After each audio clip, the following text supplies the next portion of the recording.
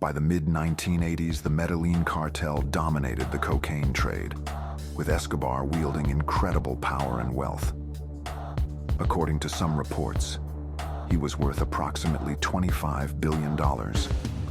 Escobar was a ruthless man. Not only did he kill rival drug traffickers, his victims also included government officials, policemen, and civilians. He was arguably the most powerful drug trafficker of the decade.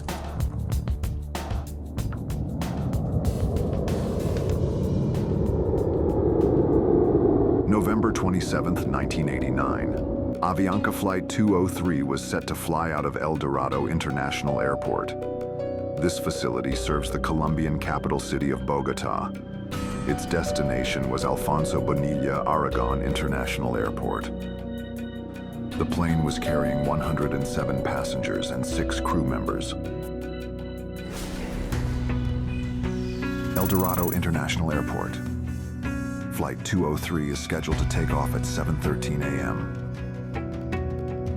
The pilot prepares the plane for takeoff, and the passengers take their seats. 7:13 a.m., Flight 203 takes off. Only 5 minutes into the flight at 13,000 feet, an explosive device detonates, penetrating multiple parts of the plane. A fuel-air explosion and fuel ignition is initiated in the top of the center fuselage fuel tank. A second blast tore through the airliner, separating the nose section from the tail section. The aircraft plummeted to the ground in flames. The wreckage was thrown in a 3-mile radius around the town of Soacha. All 107 passengers were killed, as well as 3 people on the ground who were hit by falling debris. Who was responsible for this terrorist act? Pablo Escobar, the head of the Medellin drug cartel. He planned to kill presidential candidate Cesar Gaviria Trujillo. Escobar assigned 2 men to this mission. They boarded the aircraft. One of the men left, while the other man, Alberto Prieto, stayed aboard. However, Prieto was unaware of what he stayed on board with. He was told it was a recording device, and that he was to activate it once airborne to record a conversation of nearby passengers. When he pressed record, the explosion occurred. The FAA concluded that the detonation occurred under seat 14F, breaching the center fuselage fuel bladder tank and the side of the aircraft. Escobar's plan failed. Gaviria was not on the flight. His plan killed everyone on board and 3 people on the ground. But not his target. 2 of the passengers that were killed caught the attention of the United States. They were American citizens. This prompted the Bush administration to commence operations to find Escobar. First time since taking the oath of office that I felt an issue was so important, so threatening, that it warranted talking directly with you, the American people. All of us agree that the gravest domestic threat facing our nation today is drugs. Prior to the Avianca bombing, President Bush's legal team drafted a reinterpretation of the executive order prohibiting the assassination of foreign nationals. This allowed the president to target individuals for assassination deemed a threat to American citizens or to national security. Now, the Army's secret counterterrorism unit Delta Force waited for their orders. Another tool in the United States arsenal was being implemented for covert surveillance. Codenamed Centra Spike, they flew in a plane under the cover of an aviation technician team and began triangulating phone conversations using techniques like radio telemetry. An elite unit of Colombian police and soldiers was created to act on Centra Spike intelligence. They were called the Search Block. They would be trained by Delta Force. There was one more asset for the fight. DEA agent Stephen Murphy would be stationed in Colombia. Upon arrival, he met his partner Javier Peña.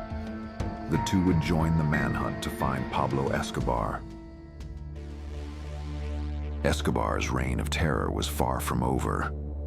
Just 9 days after the bombing of Avianca Flight 203, A 500-kilogram bomb was detonated outside the Administrative Department of Security, or DAS, building in Bogota, Colombia. It was on board a bus that was driven in front of the headquarters building of the DAS. The blast injured hundreds and killed around 70 people. DAS director Miguel Maza Marquez was the target of the attack. He escaped unharmed. Several more bombing attacks would be initiated in Escobar's bloody reign of terror. The cartel's attacks killed thousands of innocent civilians, including children. A new series of bombings began. Only this time they were targeting Escobar and his network. They were being carried out by a paramilitary group called Los Pepes. They fought fire with fire and killed anyone associated with Escobar. As Escobar's network begins to collapse, a Colombian ground surveillance unit began operating directional finders in conjunction with Centra Spike. Escobar talks to his son Juan Pablo frequently by phone. The surveillance team attempts to track the calls. As they drive the streets of the city, their radios lead them down a street to an exact location. The operator holds his radio out the window, and his eyes meet with the figure of a man in a second-story window. It's Escobar. The search block accompanies the surveillance team to raid the building. Escobar escapes out a second-story window and onto the rooftop, shooting back at his pursuers. He is shot by the Colombian police. Finally, the tyrant is killed. Escobar's bloody reign of terror was responsible for an estimated 4,000 deaths, including civilians, police, and government officials. The Medellin cartel supplied 80% of the U.S. cocaine market. Escobar died one of the wealthiest criminals in history